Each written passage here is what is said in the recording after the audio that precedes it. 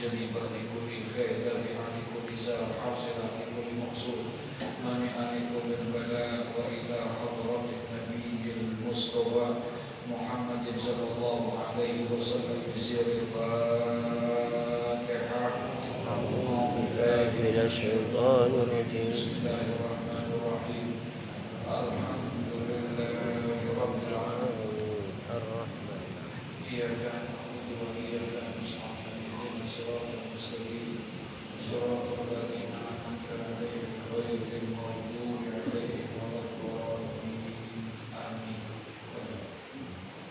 Kitab Jadul Wasail Bisarhi Masail halaman 6. Bismillahirrahmanirrahim. Wa ba'du an akhruju ba'dal basmalati walhamdalati wassalatu wassalamu ila al-gharadil maqsudi aw ifham ma aqulu ba'da dhalika fahadhihi ayil mustahdaratu fi zihni masail mukhtasaratun min ba'di kutubil imami hujjatil islami Abi Hamid bin Muhammad bin Ahmad al-Ghazali bi tahfifiz za wa tashdidiha fal-ula nisbatun ila ghazalaka qaryatun min qura bil ajami wa thani nisbatun ila abihi li anna abahu kana ya'thuru sufa wa yabimuhu bi qaryatin min qura Qusin aw ila ghazalata binti Ka'bin al-akhbari kama afadatu atiyatun wal bujaylibi wallahu a'lam. Bismillahirrahmanirrahim. Alhamdulillahi rabbil alamin. Wassalatu wassalamu ala asyrafil anbiya'i wal mursalin sayyidina wa habibina wa safiyina wa maulana Muhammadin wa ala alihi wa sahbihi ajma'in. Amma ba'du, qala Allah ta'ala fi kitabihil karim wa huwa asdaqul qa'ilin. Rabbi shrah li sadri wa yassir li amri wahlul 'uqdatam min lisani yafqahu qawli. Rabbi yassir wa la tu'assir, Rabbi tammim bi khair, subhanaka la ilma lana illa ma 'allamtana innaka antal alimul hakim. Wa la hawla wa la quwwata illa billahil azim. Wa ba'du ay akhruju ba'dal basmadati wal hamdalati wassalatu wassalamu ila al-gharadil maqsud aw ifham ma aqulu ba'da dhalik. Kata pengarang wa ba'du dan sesudah itu, yakni wa ba'du dhalik, sesudah itu ay akhruju ba'dal basmadati wal hamdalati wassalatu wassalamu ila gharadil maqsud. Yang dimaksud sesudah itu yakni akhruju ba'dal basmalah, setelah beralih, yakni setelah keluar sesudah membaca basmalah, wal hamdalah, dan juga sesudah membaca alhamdulillah, wassalatu wassalamu, dan juga sesudah wassalawat dan salam ila gharadil maqsud, yakni menuju yang dimaksud, sasaran yang dimaksud, yang dituju oleh maksud. Maksudnya baginda Nabi kita Muhammad sallallahu alaihi wasallam. Au ifham ma aqulu ba'da dzalik, atau ifham, pahamilah, ma aqulu ba'da dzalik, yakni sesuatu atau substansi daripada kajian yang akan aku uraikan setelah membaca basmalah dan seterusnya itu. Fahadhihi maka hari kitab ini katanya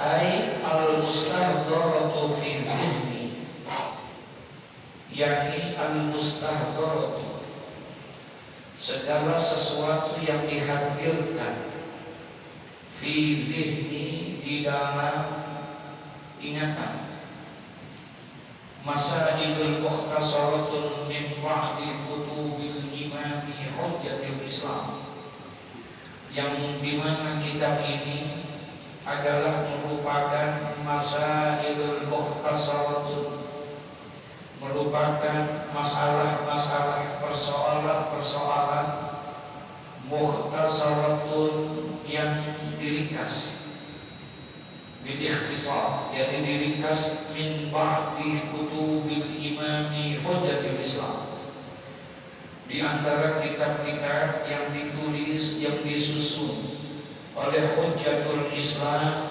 Abu Hamid Al-Ghazali, yakni Abi Hamid Muhammad bin Muhammad bin Muhammad ibni Ahmad Al-Ghazali, bitakhfifiz za wa tasdidiha. Jadi kitab ini, kitab yang kita bahas ini, dijelaskan oleh pengarang bahwa dia adalah merupakan sesuatu yang dihadirkan di dalam kitab ini. Apa sih yang dihadirkan itu? Masailu mukhtasaratun, masalah-masalah, persoalan-persoalan yang telah diringkas oleh pengarang ini min ba'di kutubi al-imam, yakni daripada sebahagian kitab-kitab yang ditulis atau disusun oleh Hujjatul Islam, ya, oleh Hujjatul Islam. Siapa itu Hujjatul Islam itu? Yakni Abi Hamid Muhammad bin Muhammad bin Muhammad bin Ahmad Al-Ghazali, ya, bitakhfifiz zai, yakni dibacanya dengan zai yang takhfif, yang tipis, ya, Ghazali, bukan Ghazali, tidak ditasdidkan, ya, tapi ini ada tasdidnya kan? Di situ ada tasdidnya kan? Ada. Jadi diringkasin, diringankan bacanya Ghazali. Hujjatul Islam, namanya Abi Hamid. Abi Hamid itu wayokan kunyahnya. Nama aslinya itu Muhammad bin Muhammad bin Muhammad bin Ahmad Al-Ghazali, insyaallah. Bacanya bitakhfifiz zai, ya, dan dibaca yang pertama dengan diringankan itu huruf zainya, artinya tidak ada tasdidnya, wa tasdidiha, dan yang kedua bisa dibaca juga dengan ditasdidkan, ya, Al-Ghazali. Ada Al-Ghazali, ada Al-Ghazali. Yang satu pakai tasdid, yang satu nggak pakai tasdid. Jadi yang nggak pakai tasdid lebih ringan, paham ya? Jadi bisa dibaca berapa kali? Dengan dua versi. Ya, nama Ghazali ini bisa dengan tasdid, bisa juga tidak pakai tasdid. Fal-ula, maka adapun yang pertama yang tidak pakai apa? Tasdid nih, yang ditakhfif, yang bacanya ringan, itu nisbatun ila Ghazalah, ya, dinisbahkan bacaannya itu. Kenapa disebut Ghazali, tidak pakai tasdid? Ghazali itu nisbah, dibangsakan, diambil dia ila Ghazalah, kepada satu nama yang bernama Ghazalah. Ghazalah itu apa? Qaryatun min quratusin bil adami. Jadi Ghazali tidak pakai tasdid itu diambil nama Al-Ghazali ini, nisbahnya kepada satu kampung, satu daerah di daerah Tus, ya, di daerah Syria sana, Tusi, ada satu kampung, ya, yang namanya Ghazali gitu. Jadi Ghazali itu Muhammad bin Muhammad bin Muhammad bin Ahmad al-Ghazali, nggak pakai tasdid, itu dinisbahkannya kepada satu nama yang ada di Tus, ya. Wafani, adapun yang kedua alasannya yang pakai apa? Pakai tasdid, bacanya Ghazali. Kalau tadi pakai tasdid nggak? Enggak. Nah, jadi kalau ada orang tanya itu sebetulnya Ghazali apa Ghazali sih? Dua-duanya bisa. Paham ya? Dua-duanya bisa. Perbedaannya di mana? Kalau yang enggak pakai tasdid, yang bacanya ringan Ghazali, itu diambil dari satu nama kampung yang ada di daerah Tusan. Nah, kalau yang pakai Ghazali, yang pakai tasdid, nisbatun, dinisbahkan dia, diambil dia ini ila abihi, kepada bapaknya Ghazali, bapaknya Muhammad. Sementara bapaknya namanya Muhammad juga, ya. Kok nisbahnya ke sana? Iya. Li'anna abahu, karena bahwasannya bapaknya Abu Hamid ini karena yang zulus sufa, dia ini kerjaannya adalah orang yang suka memintal bulu-bulu domba, ya, suka memintal bulu-bulu domba. Wa yabi'uhu fi qaryatin min quratusin, yang dimana hasil pintalannya itu dijual. Wa yabi'uhu, dijual itu pintalannya itu di daerah min quratusin, di daerah Tusana. Jadi alasan yang kedua, kenapa Ghazali ini pakai apa namanya tasdid gitu, karena dinisbahkan dengan pekerjaan daripada ayahnya. Orang Arab bilang, ya, bahwa tukang mintalin bulu-bulu domba itu namanya Ghazala itu, tapi pakai apa? Pakai tasdid. Kalau tadi Ghazala pakai tasdid nggak? Enggak. Kalau Ghazala nggak pakai tasdid, nama kampung, nama daerah. Tapi kalau Ghazala pakai tasdid, itu adalah sebuah pekerjaan, ya, nama sebuah pekerjaan yang selama ini dikerjakan oleh siapa? Oleh bapaknya Abu Hamid Al-Ghazali. Kerjaannya dia tukang mintal bulu-bulu domba. Jadi orang-orang dulu tuh banyak kan memintal dia bulu-bulu domba, diberikan dibuat karpet, dia buat selimut dan lain sebagainya. Nah, tukang memintal itu disebutnya Ghazala. Pakai apa? Pakai tasdid. Ya, perbedaannya itu aja. Ya, yang menjadi satu perbedaan. Ghaliban ay fi ghalibil ayat man arrafaha ayil masaila wa amila biha narju min Allahi an yakuna min ahli ilmi zahiran wa batinan.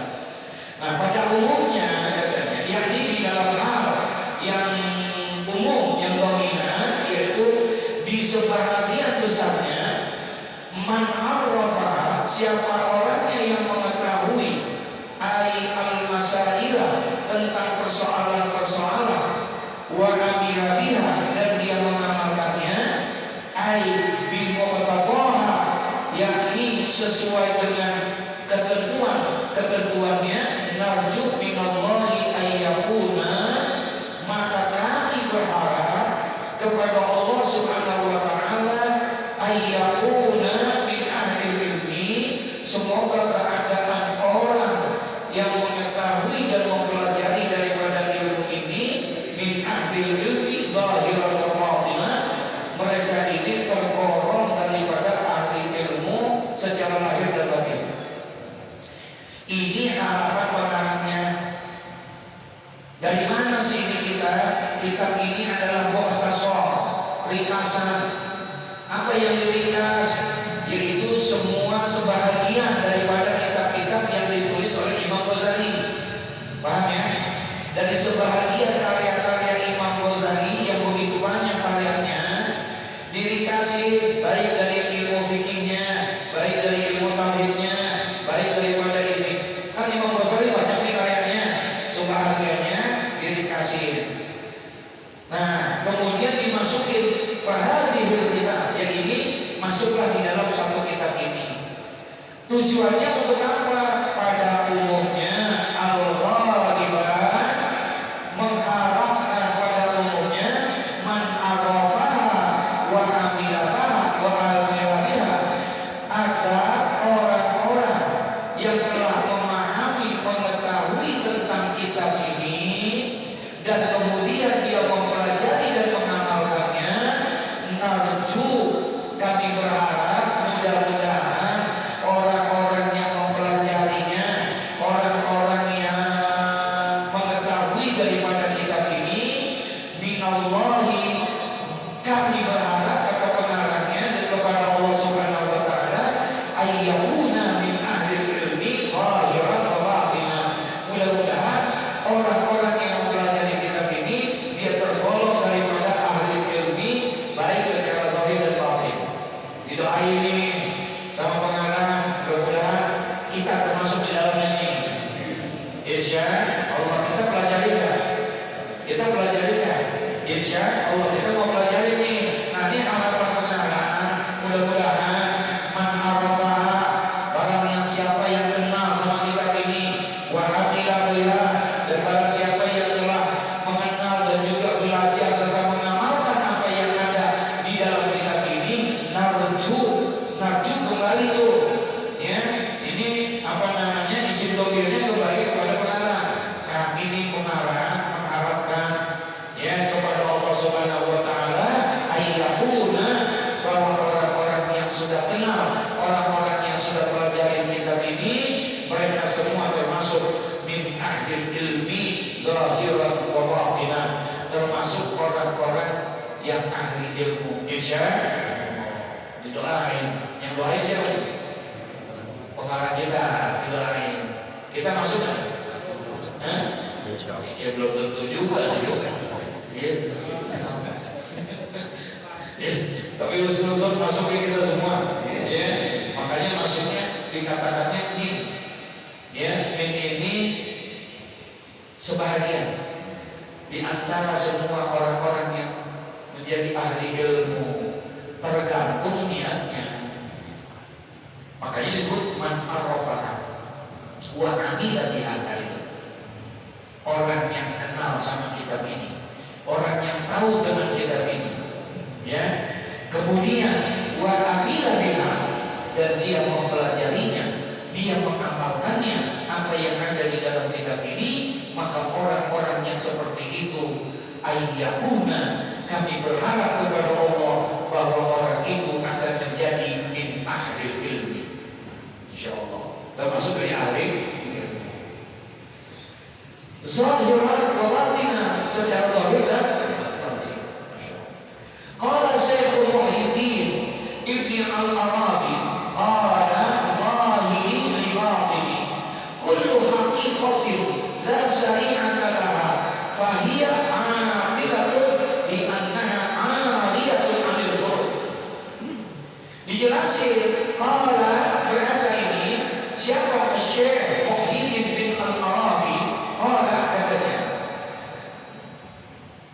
zahiri li batini, setiap hakikat yang tidak ada syariatnya, kullu haqiqatin la syari'ata laha, setiap hakikat yang tidak ada syariatnya, setiap zahir yang tidak ada syariat padanya di dalamnya itu, fahiya atilatun, maka hakikatnya itu akan jadi sia-sia, katanya ya, kosong, tidak punya makna, tidak punya arti. Li'annaha aliyatun 'anil furu', karena hakikat itu seperti itu, katanya hakikat yang tidak ada syariatnya, zahir yang tidak ada batinannya. Paham ya? Yang tidak ada syariatnya ibaratnya zahir kita tapi nggak ada apanya, batinnya, hanya zahirnya saja, hanya tampak jasadnya aja, tidak ada rohaninya. Itu adalah ibaratnya kullu haqiqatin la syari'ata laha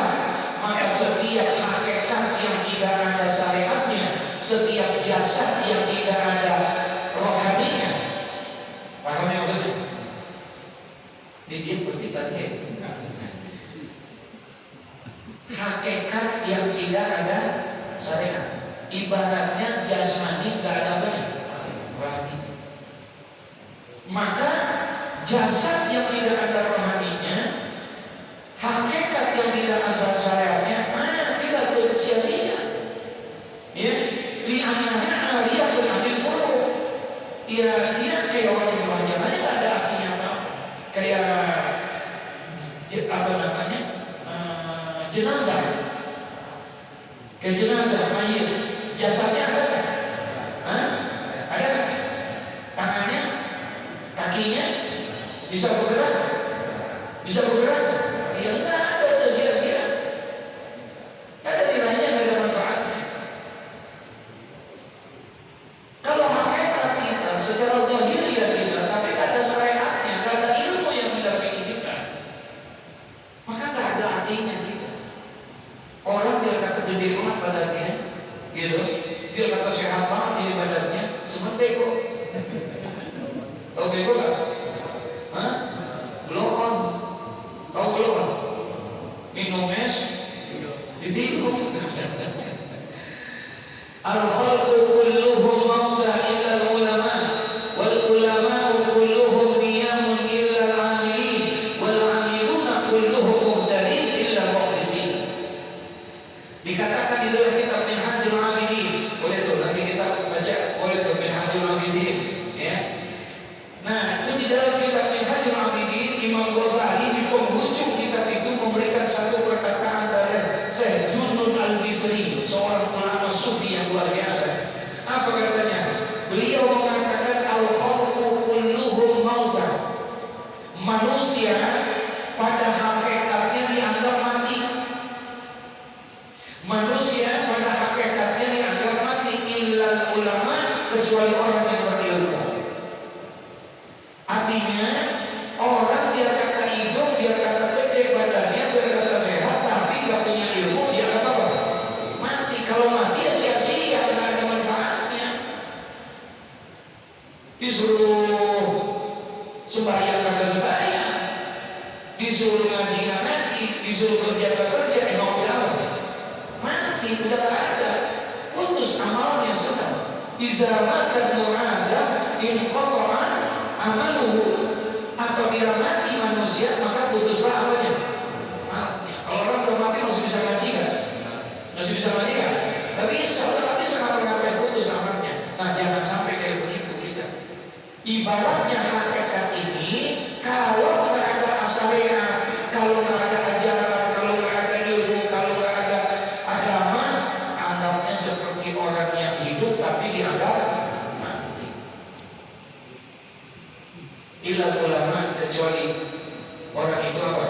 Berilmu, kecuali ada syariat di dalam diri. Paham ya?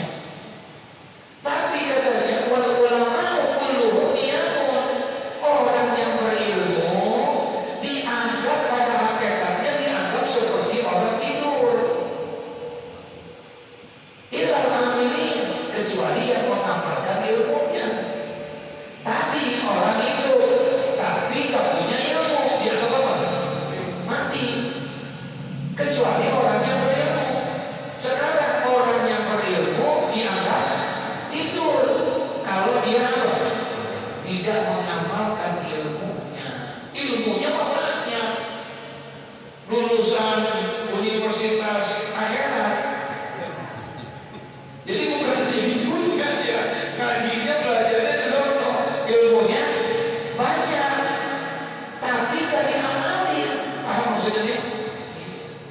Boro-boro buat orang lain, buat dirinya aja dia gak mau ngamalin dia ilmunya. Nah, orang yang seperti itu dianggap seperti orang yang sedang apa? Tidur. Kagak diajak main dia. Ya udah, tinggal aja. Soalnya apa? Tidur. Ya, udah tinggal aja, tidur mulu sini ya. Gak ada nilainya. Jadi illal amilin, kecuali yang mengamalkan ilmunya. Tapi orang yang mengamalkan ilmunya, wal amiluna kulluhum muhtarin. Orang yang mengamalkan ilmunya dianggap orang yang rugi, orang yang hina, dan orang yang illal mukhlisin, kecuali orang itu ikhlas. Paham tuh maksudnya? Amalin ilmunya, ada ilmunya, tapi gak ikhlas karena Allah. Tujuannya untuk dunia, untuk mencari perhatian, untuk supaya mendapatkan jabatan dan kedudukan. Maka orang yang seperti itu di hadapan Allah muhtari, orang yang rugi, orang yang hina, orang yang sia-sia di hadapan Allah. Untuk akhiratnya, no. Dunianya dapat ya? Dengan ilmunya dunianya dapat ya? Walaupun dia tak ikhlas, dapat dunianya dapat, tapi akhiratnya tidak. Dia termasuk golongan orang-orang yang hina, orang-orang yang rugi. Nauzubillah. Makanya puncaknya itu adalah al-ikhlas. Harus apa? Yes. Inna Allah la yaqbalu minal a'mali illa ma kana lahu khalisan. Sesungguhnya Allah tidak akan menerima amal dari setiap hamba-hambanya kecuali amal itu dilakukan dengan apa? Ikhlas. Di ngaji pahalanya gede nggak? Pahalanya luar biasa. Jangan lagi duduk ngajinya, jalannya aja dari rumah ke tempat pengajian ini sudah mendapatkan pahala. Yang saking redoknya malaikat, saking senangnya malaikat dengan orang yang keluar dari rumah menuju ke majelis ilmu, saking senangnya malaikat, dia terbangkan sayap-sayapnya untuk diinjak oleh orang-orang yang mau menuntut ilmu. Sayapnya diselarin. Orang kalau terhormat turun dari pesawat suka dikeluarkan pakai karpet warna apa? Kita udah pernah belum turun pesawat gitu ya? Hah? Kenapa kita lagi gitu ya? Karena kita bukan termasuk yang dihormati. Ya, orang yang dihormati turun dari pesawat digelarin karpet merah sebagai bentuk penghormatan. Masya Allah, Masya Allah. Nah sekarang sebagai bentuk penghormatannya para malaikat, karena saking ridhonya dia, saking senangnya dia menghormati orang yang menuntut ilmu itu, enggak pakai karpet digelarinnya. Pakai apa? Pakai sayap-sayapnya. Dia lebih rela dengan sayapnya, injak di sayap-sayap sebagai tanda saksi nanti di hadapan Allah, engkau telah menuntut ilmu ya Rabbana. Masya Allah. Berarti gede gak pahalanya? Udah ngaji belum? Itu udah ngaji belum? Baru ngapain?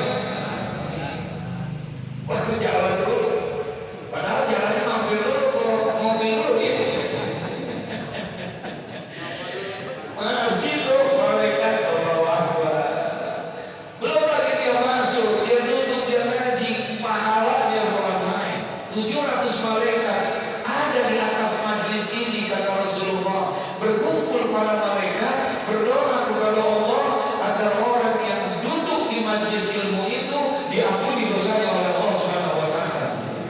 Yang doain siapa? Malaikat, 700 malaikat mendoakan orang yang sedang menuntut ilmu ini keluar dia. Allah ampuni dosanya, ada di majlis. Padahal tidur dia. Ya, pokoknya ada di mana? Ada di majlis itu, Masya Allah. Nah, segitu besarnya nih pahala dalam menuntut ilmu ini, tapi dia akan menjadi sesuatu yang sia-sia. Paham nih? Gak punya nilai dia di hadapan Allah, kecuali dia lakukan dengan apa? Ikhlas karena Allah. Kuncinya itulah. Dan ikhlas itu urusannya hati. Tidak ada yang tahu kecuali kita sama Allah. Ini mohon maaf nih. Kalau saya boleh, bapak, ibu ikhlas gak? Nanti ngaji ikhlas gak? Sekali lagi saya tanya, ikhlas gak? Kata siapa?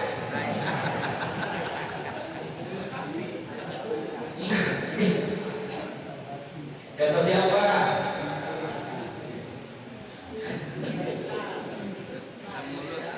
Mau dibilang ikhlas, tapi melihat jemur. Astagfirullahaladzim. Kita nggak tahu keikhlasan itu ada hubungannya kita kepada Allah.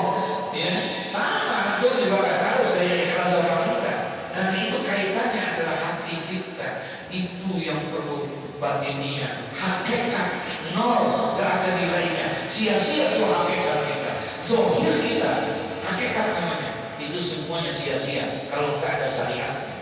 Paham ya? Kalau nggak ada ilmu yang mendampingi kita, jasa dia tidak akan ada nilainya kalau tidak ada apa? Rohaniatnya. Baru dia berfungsi jadi manusia. Baru dia jadi manusia. Gimana manusia yang sempurna? Ya, bisa berdiri, bisa jalan, bisa itu baru. Makanya orang yang tidak punya ruh bukan manusia namanya, tapi apa? Jenazah, mayit. Ya, tidak dibilang al-insan, tapi dibilangnya apa?